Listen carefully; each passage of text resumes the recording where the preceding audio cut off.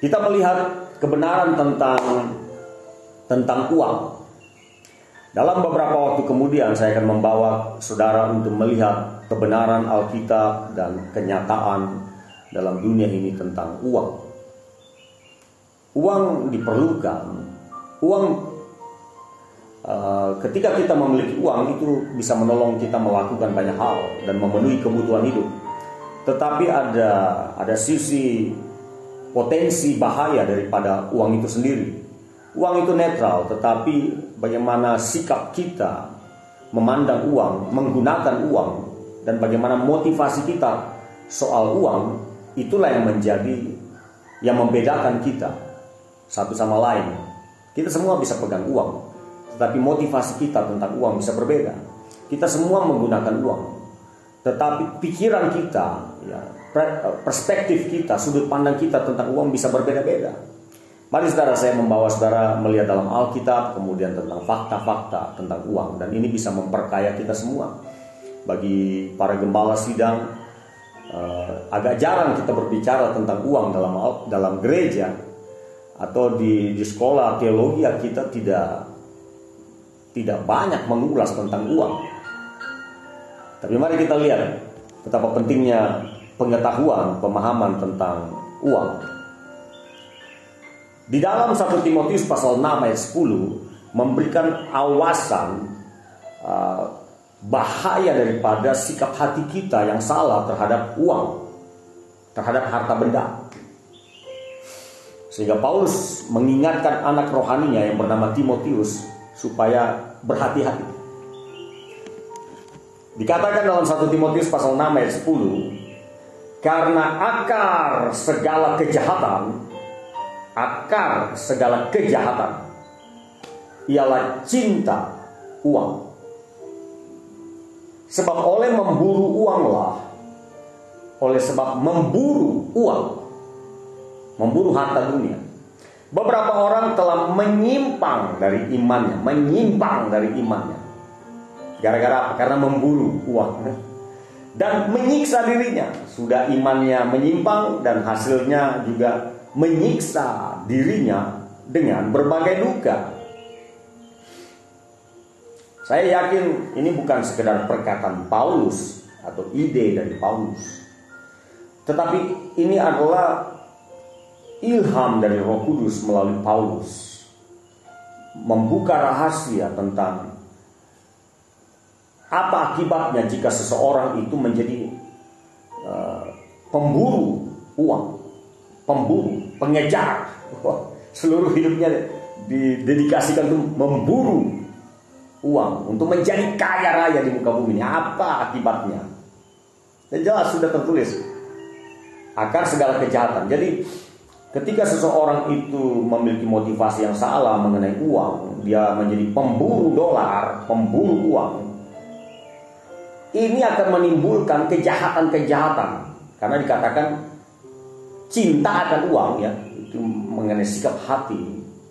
Cinta akan uang inilah akar segala kejahatan. Jadi segala kejahatan yang kita lihat itu di muka bumi ini, itu mayoritas awalnya itu dimulai dari mana? Dari cinta akan uang.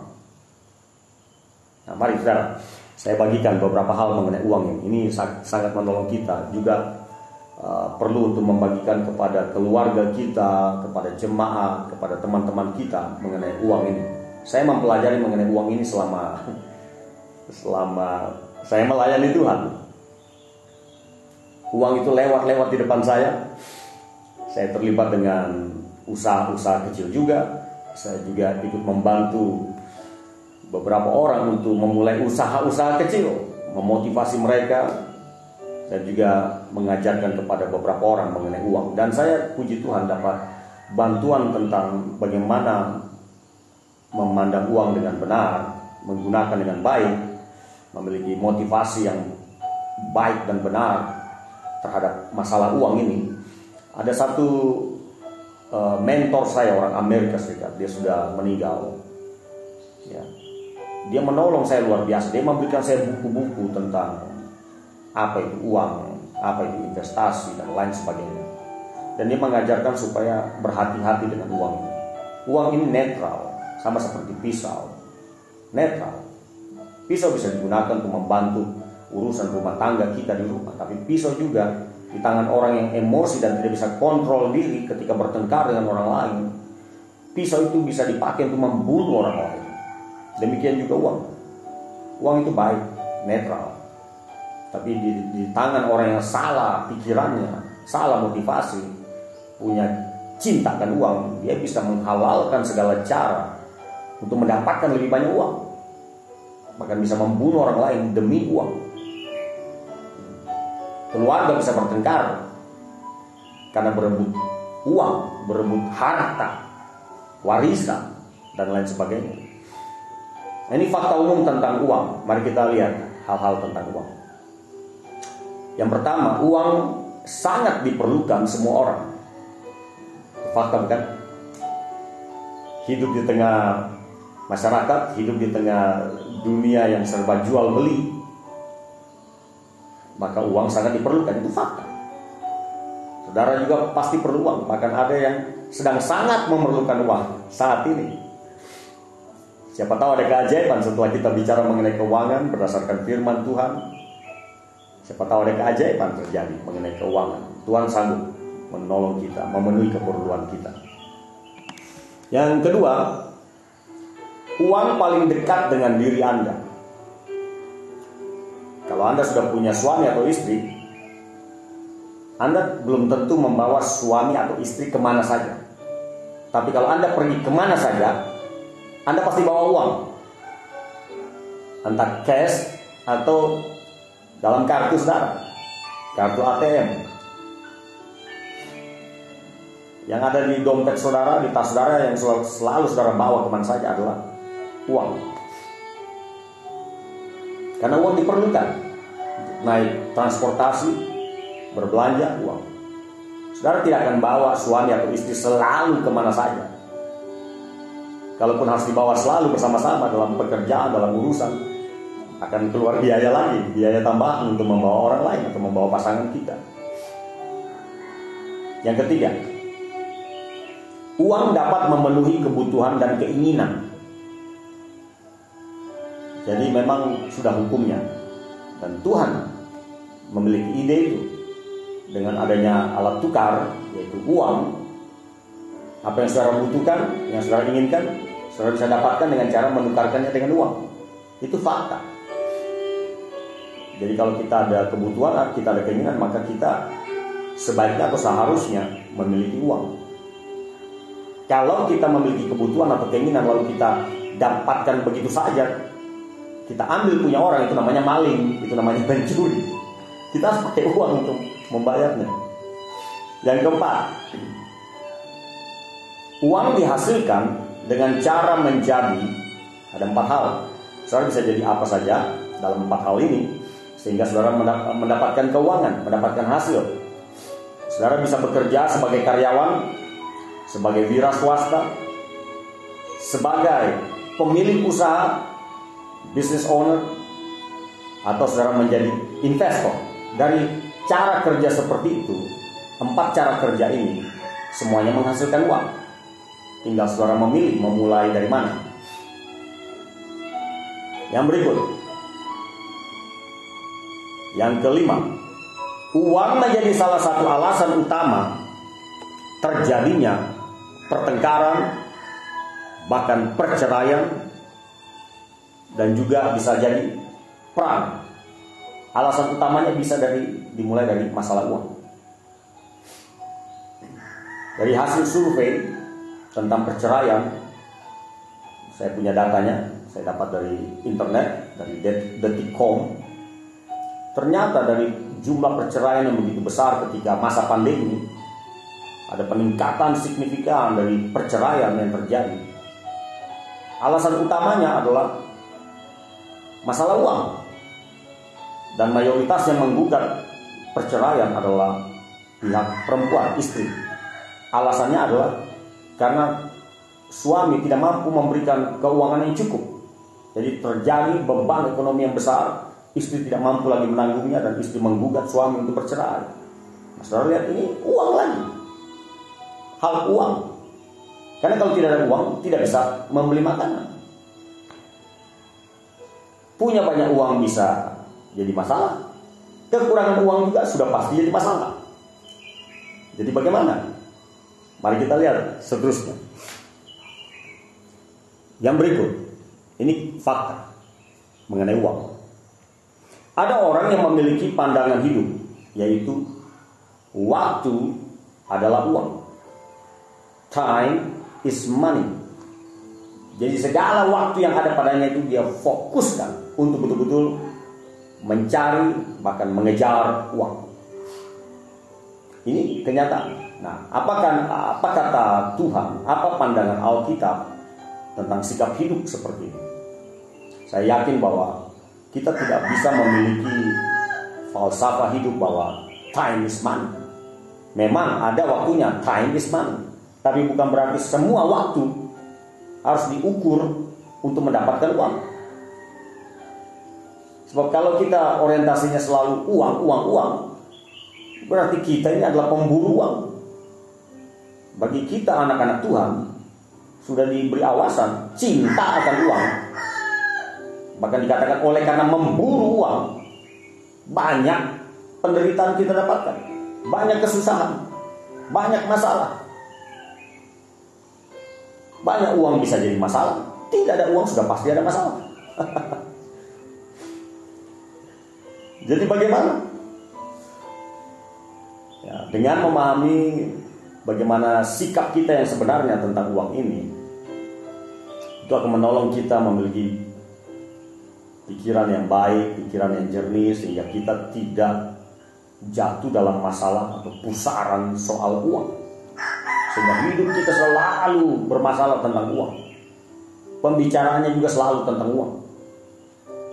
Keluhannya juga selalu tentang uang. Kalau hidup kita seperti itu, kita banyak mengeluh dan hidup kita susah, hati kita susah, pikiran susah, hidup pun jadi susah. Kalau orang itu punya pikiran susah terus, ya dalam konteks masalah uang, pikirannya susah terus tentang uang, sudah pasti hidupnya jadi susah karena pikirannya sudah susah. Hidup manusia ini sangat dipengaruhi oleh cara dia berpikir, isi pikirannya. Kalau isi pikirannya happy, ya hidupnya dia akan rasakan bahagia.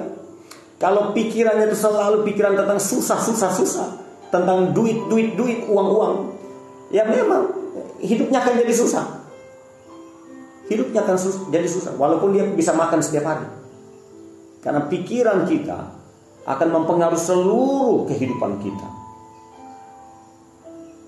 Orang dengan pikiran yang selalu ingin memburu harta, memburu uang, pasti beda dengan orang yang tidak seperti dia. Dia akan mati-matian. Dan kita katakan konsekuensinya sudah pasti.